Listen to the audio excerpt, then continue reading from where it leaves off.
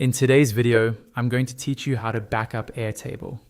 Backing up your Airtable bases is really important if you depend on them for work, projects, or collaboration. A backup gives you peace of mind, so that even if something gets deleted or changed by mistake, you still have a copy of your data saved safely elsewhere. In this walkthrough, I'll show you a simple way to export your Airtable data so you always have an offline backup you can return to. First, open your browser and go to your Airtable dashboard. This is the main home screen you see after logging in, where all of your workspaces and bases are displayed as tiles or cards. Take a moment to locate the workspace that contains the base you want to back up, especially if you're part of multiple teams or organizations. Next, click on the base you'd like to export.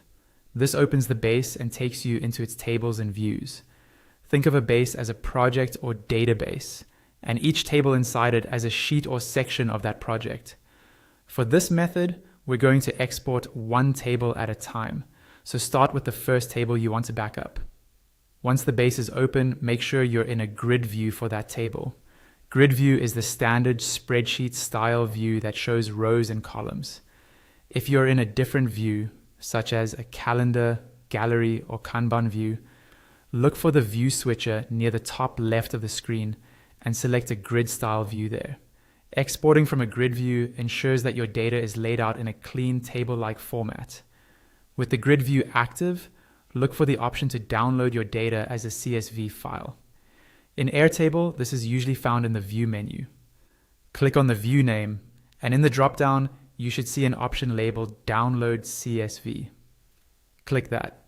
Your browser will then start downloading a CSV file containing all of the records and fields visible in that view. A CSV file can be opened in tools like Excel, Google Sheets, or other database software, and it's a great format for long-term backups. Finally, repeat this process for every table in your base. Switch to the next table, make sure you're using a grid view, and download its CSV file as well.